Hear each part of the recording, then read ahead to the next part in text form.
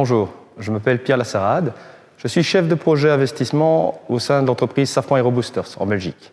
Le site sur lequel nous nous trouvons actuellement trouve son origine dans le rachat par la Belgique d'avions de combat F-16 pour lequel Safran Aeroboosters a été désigné pour fabriquer les moteurs. Ensuite, la stratégie de l'entreprise s'est davantage orientée vers les moteurs civils et aujourd'hui, nous pouvons dire que nous sommes leaders mondiaux dans la fabrication et la conception de boosters, qui sont les compresseurs basse pression qui se trouvent à l'avant du moteur, ainsi que dans les équipements lubrification et équipements spatiaux. Nous avons également un troisième axe stratégique qui est celui de la conception et de la fabrication de bancs d'essai pour tester des moteurs d'avion. Nos enjeux pour le futur, c'est de décarboner l'aviation. C'est pour ça que Safran Aeroboosters consacre plus de 15% de son chiffre d'affaires pour atteindre cet objectif. Nous développons les moteurs de demain avec un objectif en ligne de mire, c'est de trouver la neutralité carbone. Notre collaboration avec GF trouve son origine dans notre volonté de produire mieux et moins cher nos groupes de lubrification. Nous avons décidé de partir sur une découpe par fil pour réaliser la fabrication de nos pièces. Mais cette technologie, nous le savions, présentait deux inconvénients majeurs. Le premier, c'est que le processus de découpe par fil est assez lent. Et le second, c'est qu'il génère une couche blanche qu'il nous faut absolument maîtriser. Par contre, l'avantage indéniable, c'est que la qualité est présente, la répétabilité et la précision. Et c'est là-dessus que nous voulions jouer. Alors, pour compenser les deux précédents problèmes, ce que nous avons fait, c'est que nous avons discuté avec Georg Fischer. Et là, ils nous ont proposé la solution e-tracking. La solution e-tracking nous a permis de maîtriser, de contrôler l'épaisseur de la couche blanche et donc de satisfaire à nos critères.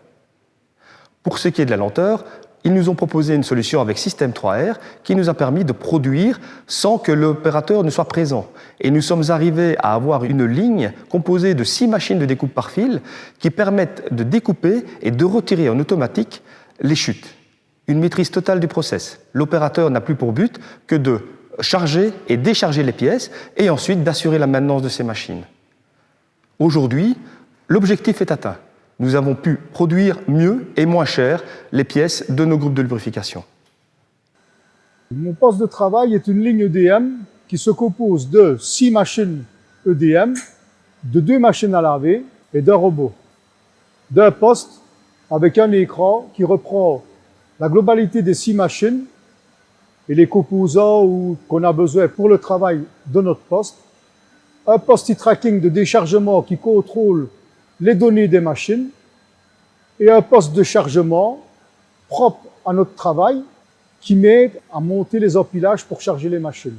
En arrivant le matin, je vais sur ma cellule et au niveau de mes écrans, je regarde si toutes les machines continuent à tourner ou s'il y a une machine en panne ou s'il y a une machine qui a planté pendant la nuit où il n'y avait personne, où la cellule tournait toute seule.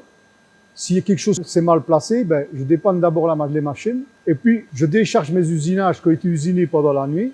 Je les passe au niveau d'e-tracking. Si une anomalie s'est passée, e-tracking me le dit. À 7h30, on appelle la qualité, on analyse ce qui s'est passé de bon ou pas de bon. Je regarde s'il n'y a pas des premiers empilages à contrôler, mettre sur la machine tridimensionnelle pour contrôler le diamètre et changer les clés de la machine qui découpe ce numéro d'OF-là.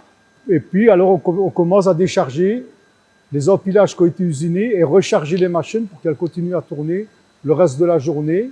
Et puis, s'il y a une maintenance premier niveau à faire au niveau d'une des 6 machines, ou du changement de bobine et du nettoyage de la ligne. Donc, avant l'acquisition de cette ligne de découpe par fil, nous fabriquions nos pièces de manière plus manuelle. Donc, il y avait beaucoup d'opérations qui nécessitaient la présence des opérateurs. Grâce à la ligne, nous avons pu passer alors à un système beaucoup plus automatisé qui permettait à l'opérateur de trouver plus de disponibilité pour faire davantage de travail ou en tout cas d'autres types d'activités. Dans ce contexte d'automatisation, la place de e-tracking était fondamentale. Il fallait pouvoir mettre le processus de découpe par fil vraiment sous contrôle. Et c'est grâce à e-tracking que les équipes ont pu y parvenir. On a exploité le big data, l'ensemble des données collectées par le système e-tracking, afin de mettre vraiment le processus sous contrôle et garantir la qualité du procédé. Aujourd'hui, la ligne est totalement opérationnelle. Alors, si on devait me poser la question de savoir ce que je retiens de ce projet, eh bien, d'abord, satisfaction au niveau technique. Nous avons pu atteindre les objectifs que nous étions visés, et ça, déjà, c'est fondamental. Mais au-delà de cet aspect technique, ce que je retiendrai, c'est l'aventure humaine. On a travaillé de manière très étroite avec l'équipe de GF Machining pour obtenir les résultats qui sont les nôtres aujourd'hui. Et ça n'a pas été un long fleuve tranquille, mais nous avons pu trouver des solutions ensemble et les mettre en œuvre. Et ça n'a pas de prix.